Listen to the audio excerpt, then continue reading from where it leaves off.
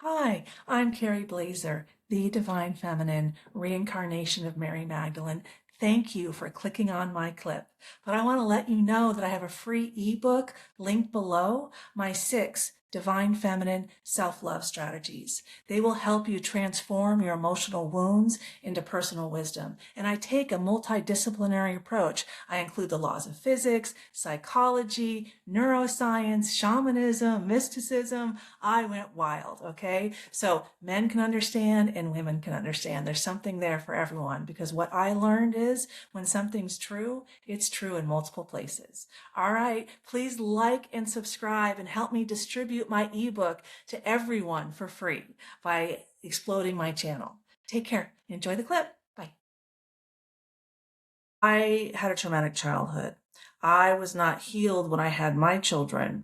And so I did not know how to teach my children how to surf the ways of life, how to process their emotions in a healthy way. All I knew how to do was hang on to my fear, guilt, and shame. And I modeled that to my kids. And so that's what they learned how to do. So let's talk more about how this all functions, which is my favorite part.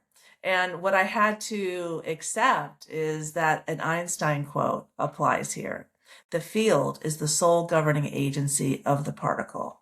The field meaning the energy field, the particle meaning the body, and the whole scientific field of epigenetics, epi meaning before genetics, proves that this is true. And so I want to start with how this works. So the field, how does it come out of us? So we have our soul and it communicates out through our hearts, heart and soul. And the nervous system in our hearts is far more complex than our brains. And the heart sends far more signals to our brains than the other way around. So when I think of hamburgers, what comes out through my heart is hunger. And so that communicates to my brain, and then my mouth salivates, whether hamburgers are here or not. So if I have unhealed trauma from my childhood, and in my soul, I have those memories that I haven't processed through, there's lots of fear, guilt, and shame, that keeps coming out of me unconsciously because my soul is attempting to show me myself, but I didn't know how to listen. I didn't know that we live in a holographic universe. So the nervous system in our hearts is far more complex than our brains, and our hearts send far more signals to our brains than the other way around. So how can we change the heart signals to more love, compassion, and enlightenment? Oh, that's when we have to get into the wounds inside of our soul. That's what my free ebook does.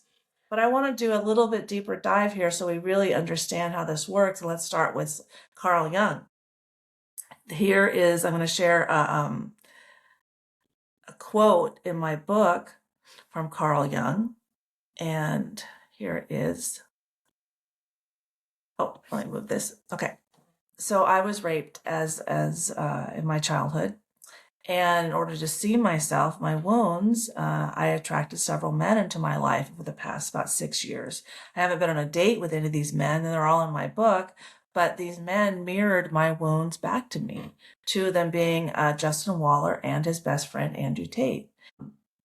I had a personal relationship with Justin. I started over DM on Instagram. We started chit-chatting in June of 2022, 2 months before Andrew's takedown started. And I put this quote here about projection because so much is projected onto Andrew Tate. But really, I'm encouraging you, if you are triggered by Justin Waller or if you're triggered by Andrew Tate, then use this wisdom to help you see yourself. What irritates you about others leads you to an understanding of yourself. That's Carl Jung. And my quote is, triggers are my healing friend and not my healing foe, because when I'm triggered, my emotional pain is at the surface. It's a perfect time for me to dive into the first lesson in my free ebook, Appreciate, Learn, Forgive. Appreciate your challenge. That's the emotional pain. Then go into learning, why was this event necessary in my life? Like I attempted suicide. I can ask myself, why was the suicide necessary in my life for me to see myself? Why was a rape necessary in my life for me to see myself? We're souls having a human experience, and we live in a holographic universe. So in order to see our soul, is projected externally out through our hearts onto the quantum field, and what we resonate with, what draws our attention, who we attract into our lives is what shows us ourselves. So let's read Carl Jung. If you imagine someone who is brave enough to withdraw all of his projections, then you might get an individual who is conscious of a pretty thick shadow. Such a man has saddled himself with new problems and conflicts. He has become a serious problem to himself, as he is now unable to say, they do this and they do that. They are wrong and they must be fought against. Such a man knows that whatever is wrong with the world is in himself. And if he only learns to deal with his own shadow, he has done something real for the world. He has succeeded in shouldering at least an infinitesimal part of the gigantic unsolved social problems of our day. I mean, Christianity teaches love thy enemy. This is why, because we live in a holographic universe.